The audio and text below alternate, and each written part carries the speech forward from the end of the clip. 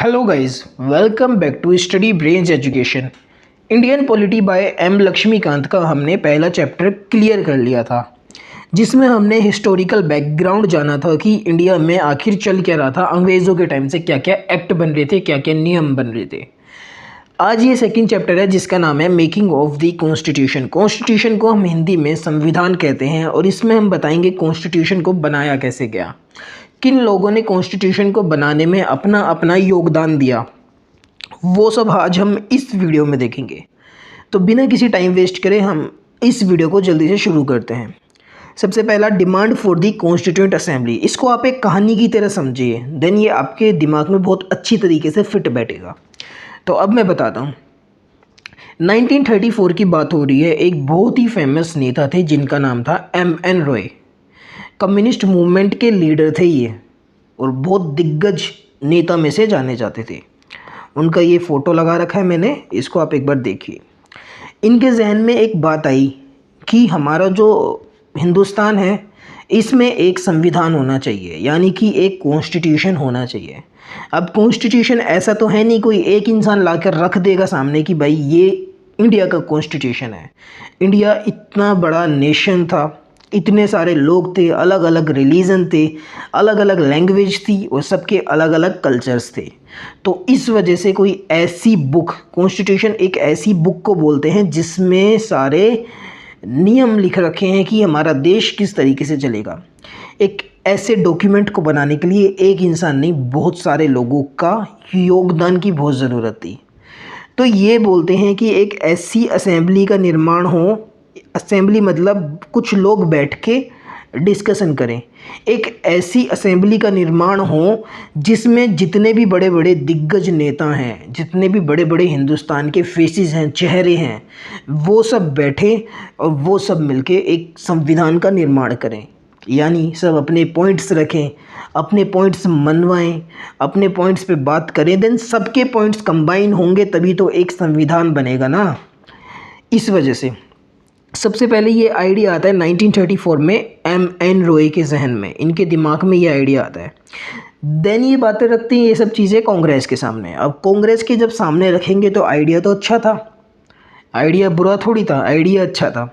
अगले ही साल 1935 में इंडियन नेशनल कांग्रेस INC ने डिमांड कर देती है कि एक कॉन्स्टिट्यूएंट असेंबली बननी चाहिए।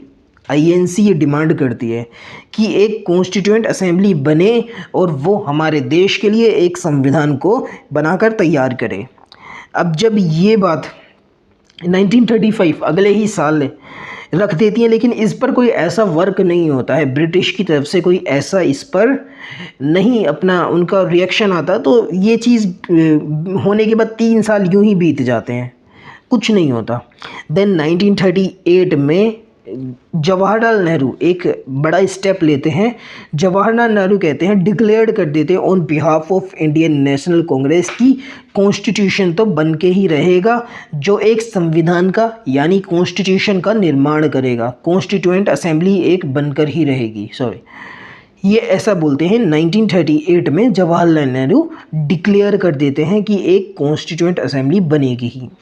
अब जब 1938 में डिक्लेयर करते हैं, देन उसके बाद एकदम से ब्रिटिशर्स का इस पर कोई रिएक्शन या फिर कोई भी वो नहीं आता कि इसको ये हाँ कर रहे हैं या ना कर रहे हैं। देन इसके बाद क्या होता है, एक बहुत बड़ा कांड हो जाता है। इसके ही अगले साल 1939 में वर्ल्ड वॉर 2 हो जाती है।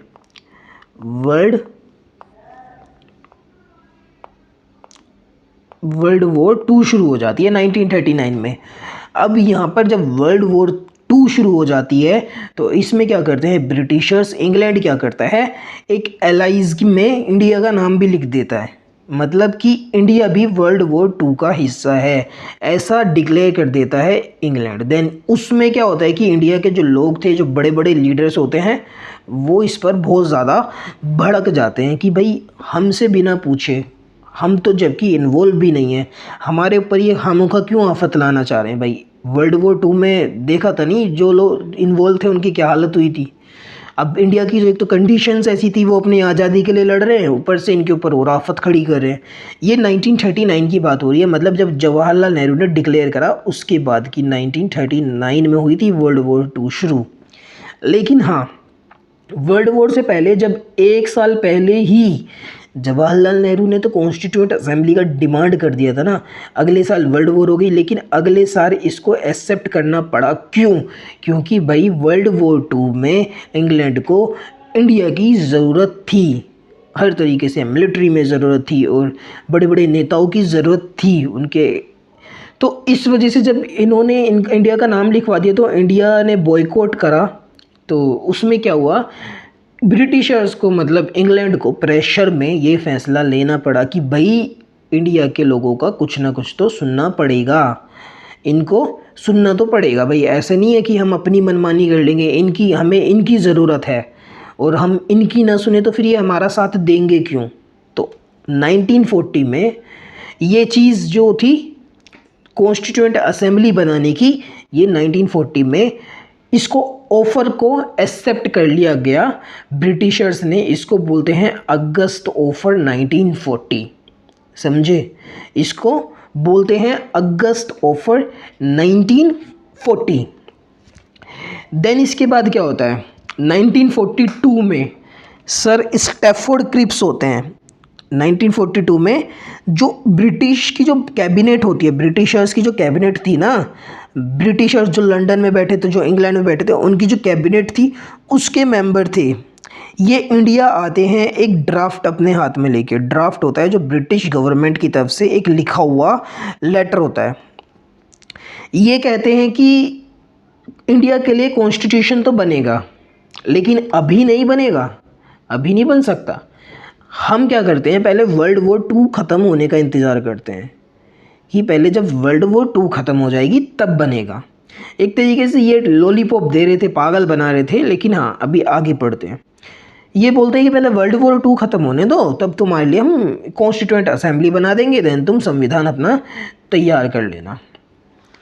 लेकिन वर्ल्ड वॉर 1 से पहले भी इन्होंने कुछ ऐसे ही उम्मीदें दी थी इंडिया को, लेकिन जब वर्ल्ड वॉर 1 में इंडिया ने साथ दिया उसके बाद वो अपनी बातों से मुकर गए थे। तो यहाँ पर जो थे इंडिया के रूलर्स, इनको अभी भी खतरा नज़र आ रहा था कि ये वापस से फिर से हमको टॉफ़ी दे रहे हैं, ऐसा कुछ होने नहीं वाला। तो इस वजह से ये थोड़ा सा चाहते थे कि कुछ मजबूत चीज़ हमारे हाथ लगे। अब जो स्टैफोर्ड क्रिप्स थे, इन्होंने आइडिया जो था पार्टीशन का उसको तो नकार दिया था। देखो भाई, इनसे मुस्लिम लीग जो थी वो डिमांड कर रही थी कि हमें तो पार्टीशन चाहिए, हमें अपना एक अलग देश चाहिए जिसका नाम हम पाकिस्तान रखेंगे। लेकिन हाँ, इन्होंने वो नकार दिया था, इन्होंने उसको बिल्कुल मना कर दिया कि हम ये तो नहीं कर सकते भाई, हम देश दो नहीं कर सकते। हालांकि अब उस चीज़ पे मुस्लिम लीग ने काफ़ी ज़्यादा एजिटेशन करा, इनका विद्रोह करा, इनका अपोजिशन करा। लेकिन हाँ, उसके बाद क्या होता है, ये 1940 की बातें हो रही हैं। अब 1946 यूं ही वक्त बीत जाता है, 1946 आ जाता है। 1946 में स्टैफोर्ड क्रिप्स, यही लोग जो पहले वाले थे ना, क्रिप्स मिशन के जो लीडर थे, एक आदमी था जिसका नाम था पैथिक लॉरेंस, एक थे एवी अलेक्जेंडर।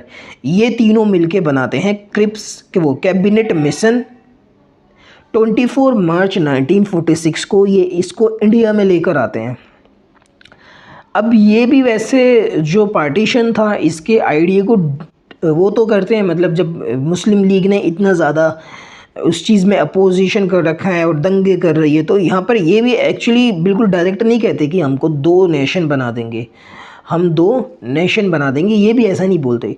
लेकिन ये क्या कहते हैं कि एक ऐसी स्कीम लाए हैं हम जिसमें हम पावर दोनों को ही देंगे, मुस्लिम लीग को भी और कांग्रेस को भी एक बराबर पावर मिलेगी। लेकिन मुस्लिम लीग ज़िद पर अड़ गई, मुस्लिम लीग अपनी ज़िद पर अड़ गई कि हमको तो अलग ही नेशन चाहिए, हमें अपने लिए पाकिस्तान चाहिए।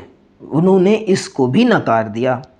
इस तरीके से फिर इस चीज़ को नकार दिया गया, तो ये भी सक्सेसफुल नहीं होता है। तब आगे देखते हैं। अब जब कॉन्स्टिट्यूएंट असेंबली बनने की बात क्लियर हो गई कि चलो कॉन्स्टिट्यूएंट असेंबली बनेगी, तो इस पर 1946 में कॉन्स्टिट्यूएंट असेंबली बनती है। किसकी वजह से? कैबिनेट मिशन जो आया था इसकी वजह से। जो कैबिनेट मिशन था इसको इंडियन नेशनल कांग्रेस ने तो एक्सेप्ट करा था। तो इसमें कितनी सीट्स किस तरीके से लोगों को दी गई हैं वो हम देखते हैं। सबसे पहले इन्होंने बोला कि 389 सीट्स होंगी पूरे इंडिया में, जिसमें लोग बैठेंगे कॉन्स्टिट्यूएंट असेंबली के अंदर और वो हमारे देश का संविधान बनाएंगे।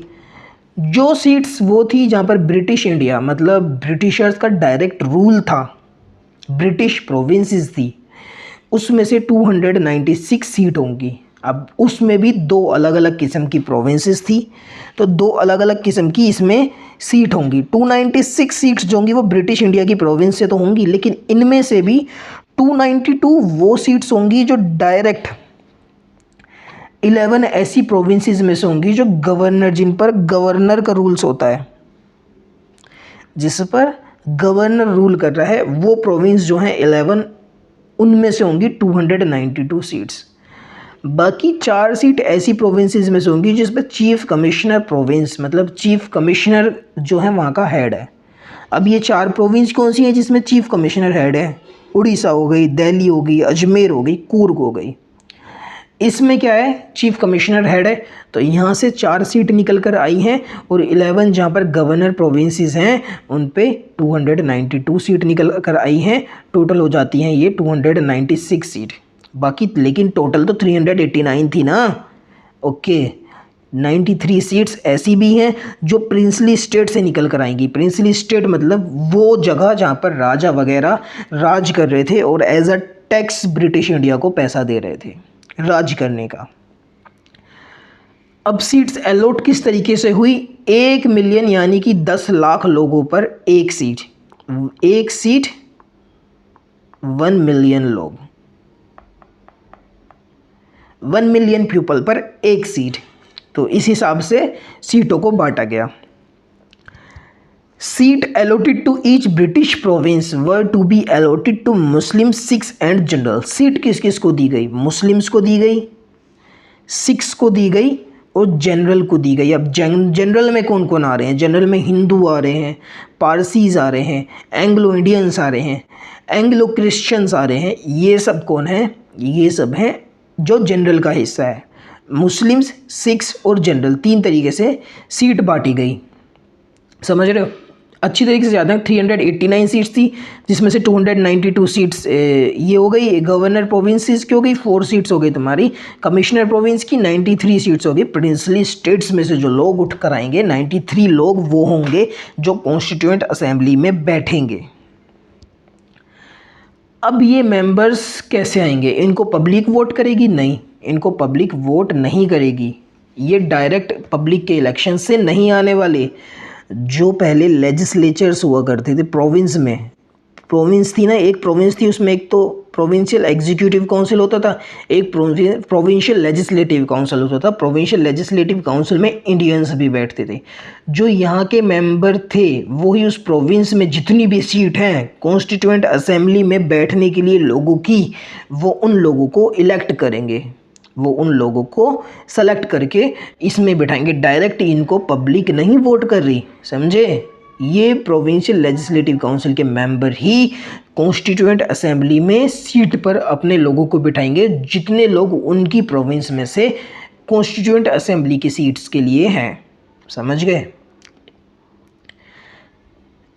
असेंबली जो थी वो पार्टली इलेक्टेड थी, पार्टली नॉमिनेटेड थी। अब देखो ये भी तो पार्टली इलेक्टेड है ना, कि ये लोग जो हैं वो इलेक्ट कर रहे हैं उन लोगों को जो इनकी प्रोविंस से वहाँ पर बैठेंगे। लेकिन पार्टली नॉमिनेटेड भी थी। नॉमिनेटेड क्यों थी? क्योंकि भाई 93 ऐसी प्रिंसली स्टेट्स भी हैं जिसमें किसी किस्म का इलेक्शन नहीं होगा। जो वहाँ का राजा है वो अपनी प्रोविंस से बस वो इंसान को भेज देगा जिसको वो अपने वहाँ से बिठाना चाहता है कॉन्स्टिट्यूएंट असेंबली के अंदर। तो ये पार्टली नॉमिनेटेड भी हो गई। इसके बाद हम आगे देखते हैं अब आगे क्या होता है। जो इलेक्शन होते हैं ब्रिटिश प्रोविंस सीट्स के लिए, वो इलेक्शन होते हैं जुलाई अगस्त 1946 में। जुलाई अगस्त 1946 में जाकर ये इलेक्शन हो जाते हैं, जिसमें से इंडियन नेशनल कांग्रेस जीती है 208 सीट, मुस्लिम लीग जीतती है 73 सीट्स, और जो अदर छोटी मोटी पार्टीज़ थी वो 15 सीट पर अपना वो जमा लेती हैं हक। अब जो प्रिंसली स्टेट्स थी उस टाइम पे 562 प्रिंसली स्टेट्स थी, उन लोगों ने क्या करा? बॉयकॉट करा, क्योंकि वो तो अपने एरिया के राजा थे ना, उनको क्या फ़र्क पड़ता है, क्या कॉन्स्टिट्यूएंट असेंबली, क्या कॉन्स्टिट्यूशन, क्या इंडिया, वो उनको मैटर नहीं करता था।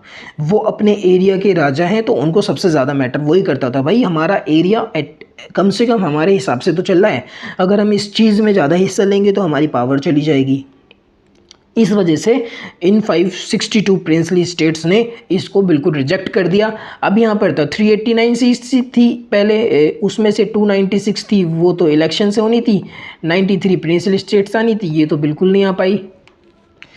296 सीट की हमारी कॉन्स्टिट्यूएंट असेंबली बन के तैयार हो गई। अब इन्होंने इसको ज़्यादा वो भी नहीं करा कि इनको ज़रूरी है कि इनको लेकर आए, ठीक है कोई बात नहीं, 296 लोगों की कॉन्स्टिट्यूएंट असेंबली हमारी तैयार हो गई। अब इन 296 लोगों में मुस्लिम भी थे, हिंदू भी थे, सिख्स भी थे, पारसीज भी थे, एंग्लो इंडियंस भी थे, इंडियन क्रिश्चियंस भी थे, SC ST वुमेन, हर कोई इनमें थे। ऐसा नहीं था कि ये कॉन्स्टिट्यूएंट असेंबली कुछ ही लोगों की या फिर कुछ ही कम्युनिटी से मिलकर बनी है। इनमें इंडिया के हर जाति, हर धर्म के लोगों को लेकर आया गया, यहाँ तक कि औरतों को भी अलग सीट्स दी गई। इस तरीके से हर किसी को मिक्स करके यहाँ पर हमारी कॉन्स्टिट्यूएंट असेंबली बनी थी, क्योंकि भाई ये संविधान की बातें हो रही है। हमारे देश में इतने अलग अलग टाइप के लोग हैं, रिलीजन है, हर किसी को अलग तरीके से हैंडल करना बहुत ज़रूरी है, तो हर किसी की तरफ से एक रिप्रेजेंटेशन होना बहुत ज़्यादा ज़रूरी था। इस वजह से फिर ये बन के तैयार होती है, सब लोग फिर यहाँ से शुरू कर देते हैं काम करना एज अ कॉन्स्टिट्यूएंट असेंबली। अब आगे ये लोग संविधान कैसे बनाते हैं वो हम अगली वीडियो में डिस्कस करेंगे।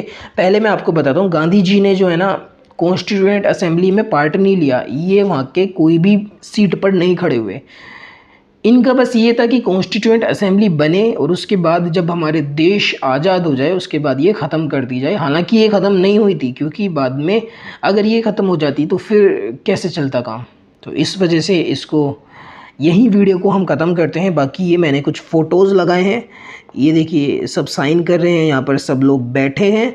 अगर आपको मेरी वीडियो इतनी सी भी अच्छी लग रही है और अगर आप इसको देख रहे हैं तो हमारे चैनल को सब्सक्राइब करें, और इस सीरीज़ को पसंद करते हैं तो लाइक करें, और मुझे बताएं आपको ये वीडियो कैसी लगी कमेंट करके, क्योंकि ये सब चीज़ बनाने में बहुत ज़्यादा मेहनत लगती है।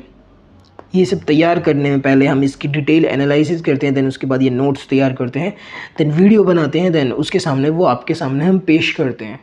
तो मेरे को सब कुछ आप बताएं कमेंट में कि आपको ये वीडियो कैसी लगी। फ़िलहाल आज के लिए इतना ही, थैंक यू सो मच। और अगर आप ज़्यादा अच्छा रिस्पॉन्स देते हैं तो मैं दिन में 2 या 3 वीडियो भी डाल सकता हूँ। Thank you so much guys.